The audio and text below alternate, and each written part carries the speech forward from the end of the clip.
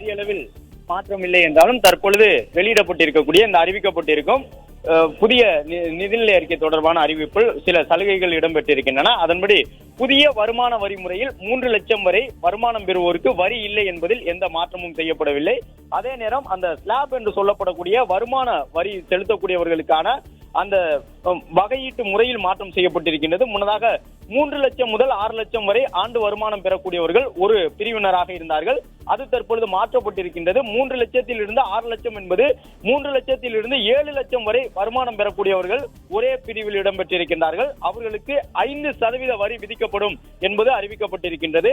அது மட்டுமல்லாமல் தற்போது வெளியிடப்பட்டிருக்கக்கூடிய இந்த நிதிநிலை அறிக்கையின் மூலமாக 6 லட்சம் முதல் ஏற்கனவே 6 லட்சம் முதல் 9 லட்சம் பெறக்கூடியவர்கள் ஒரு ஸ்லாபாக இருந்தார்கள். அதில் மாற்றம் செய்யப்பட்டிருக்கின்றது. 7 லட்சம் முதல் 10 லட்சம் வரை ஆண்டு வருமானம் பெறக்கூடியவர்களுக்கு 10% வரி விதிக்கப்படுகின்றது. 10 லட்சம் முதல் 12% வரை ஆண்டு வருமானம் பெறக்கூடியவர்களுக்கு 15% வரி விதிக்கப்படுகின்றது.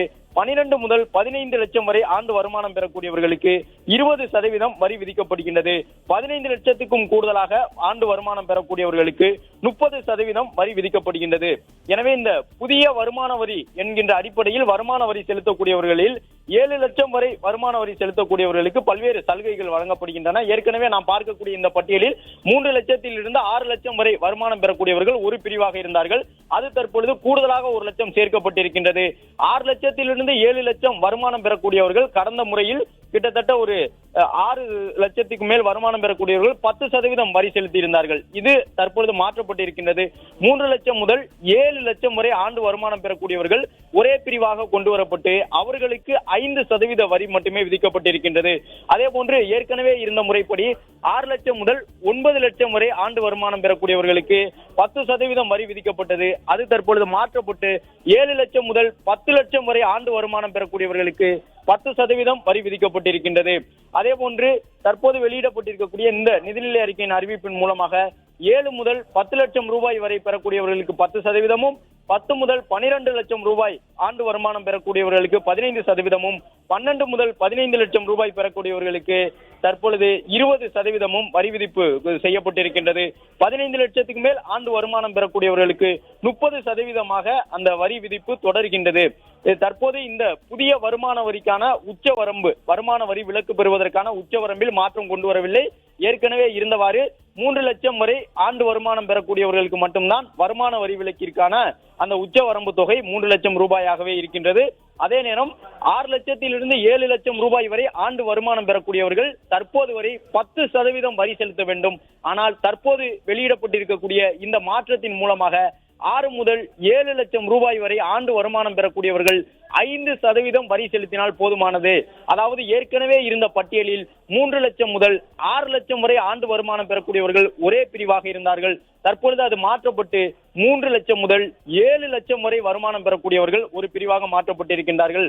கடந்த பட்டியலில் 6 லட்சம் முதல் 9 லட்சம் வரை பெறக்கூடியவர்கள் 10% வரி செலுத்த வேண்டும் என்று இருந்தது. தற்போது செய்யப்பட்டுள்ள மாற்றத்தின் மூலமாக 7 லட்சம் முதல் 10 லட்சம் ரூபாய் வரை வருமானம் பெறக்கூடியவர்கள் 10% வரி செலுத்தினால் போதுமானது என்று தற்பொழுது இந்த வருமான வரிக்கான வரம்புகள் மாற்றி அமைக்கப்பட்டிருக்கின்றன.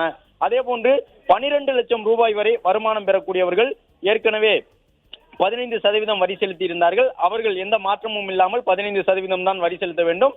தற்போது 12 முதல் 15% அளவிற்கு அந்த 12 முதல் 15 லட்சம் வருமானம் ஈட்டக்கூடியவர்கள் 20% வருமான வரி செலுத்த வேண்டும். 15 லட்சத்திற்கு மேல் ஆண்டு வருமானம் பெறக்கூடியவர்களுக்கான வரி விதிப்பு 30% தொடர்கின்றது.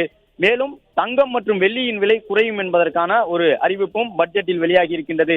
பட்ஜெட்டில் தங்கம் மற்றும் வெள்ளியின் மீதான வரிகள் குறைக்கப்பட்டிருக்கின்றது. இதன் மூலமாக தங்கம் வெள்ளி விலை இந்தியாவில் குறைய தொடங்கும் என்று எதிர்பார்க்கப்படுகின்றது. அதே போன்று செல்போன் மற்றும் உதிரி பாகங்களின் விலை குறைய போகின்றது. பல்வேறு முக்கிய அறிவிப்புகள் இந்த பட்ஜெட்டில் வெளியிடப்பட்டிருக்கின்றன. இதன் மூலமாக வருமான வரி செலுத்தக்கூடியவர்களுக்கான பல எதிர்பார்த்த சலுகைகளும் வழங்கப்பட்டிருக்கின்றன. வருமான வரி செலுத்துவதற்கான உச்சவரம்பில் எந்த மாற்றமும் இல்லை. ஒருவர் ஆண்டு வருமானம் 3 லட்சம் ரூபாய் பெற்றால் அவர் வருமான வரி செலுத்தித்தான் ஆக வேண்டும். ஆனால் வருமான வரி செலுத்தக்கூடியவர்களில் 6 லட்சத்திலிருந்து 7 லட்சம் வரை வருமான வரி செலுத்தக்கூடியவர்களுக்கு இதுவரை 10% வரி விதிக்கப்பட்டது. ஆனால் தற்பொழுது அது மாற்றப்பட்டு 6 முதல் 7 லட்சம் வரை ஆண்டு வருமானம் ஈட்டக்கூடியவர்களும் தற்போது 5% வட்டி மட்டுமே வரியாக செலுத்தினால் போதுமானது என்பதற்கான அறிவிப்பு பட்ஜெட்டில் வெளியாகி இருக்கின்றது. அதாவது கிட்டத்தட்ட மாத வருமானம் 50,000 ரூபாயிலிருந்து 60,000 ரூபாய் இருக்கக்கூடியவர்கள் இதுவரை 10% வரி செலுத்தியிருந்தார்கள். ஆனால் இப்பொழுது அது மாற்றப்பட்டு அந்த மாத வருமானம் 50,000 ரூபாயிலிருந்து 60,000 ரூபாய் ஆண்டு வருமானம் பெறக்கூடியவர்கள், மாத வருமானம் 50,000 60,000 ரூபாய் சம்பாதிக்கக்கூடியவர்கள் 5% வரி கட்டினால் போதுமானது என்பதற்கான அறிவிப்பு வெளியாகி இருக்கின்றது. வருமான வரிக்கான ஸ்லாப் என்று சொல்லப்படக்கூடிய இந்த பட்டியல் மாற்றப்பட்டிருக்கின்றது. இதற்கு முன்பாக 3 முதல் 6 லட்சம் ரூபாய் வரை வருமானம் பெறக்கூடியவர்கள் ஒரே பட்டியலில் இருந்தார்கள். தற்பொழுது அது மாற்றப்பட்டிருக்கின்றது. 3 முதல் 7 லட்சம் பெறக்கூடியவர்கள் ஒரு பட்டியலில் இருந்தார்கள். அதே போன்று 6 முதல் 9 லட்சம் பெறக்கூடியவர்கள் ஒரு பட்டியலில் இருந்தது மாற்றப்பட்டு தற்பொழுது 7 முதல் 10 லட்சம் வருமானம் பெறக்கூடியவர்கள், ஒரு ஆண்டு வருமானம் பெறக்கூடியவர்கள் ஒரே பட்டியலாக்கப்பட்டிருக்கின்றார்கள். இதன் மூலமாக பல்வேறு தரப்பினர், அதாவது கிட்டத்தட்ட ஒரு 80,000 ரூபாய் வரை மாத வருமானம் பெறக்கூடியவர்களுக்கு வருமான வரியில் பல சலுகைகள் வழங்கப்பட்டிருக்கின்றன.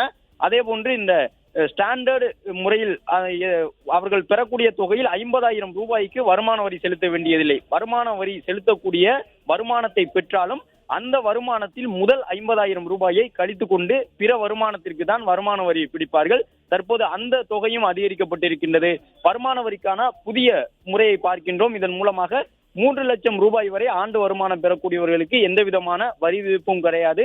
3 லட்சம் முதல் 7 லட்சம் வரை வருமானம் பெறக்கூடியவர்களுக்கு 5% வரி விதிக்கப்படுகின்றது.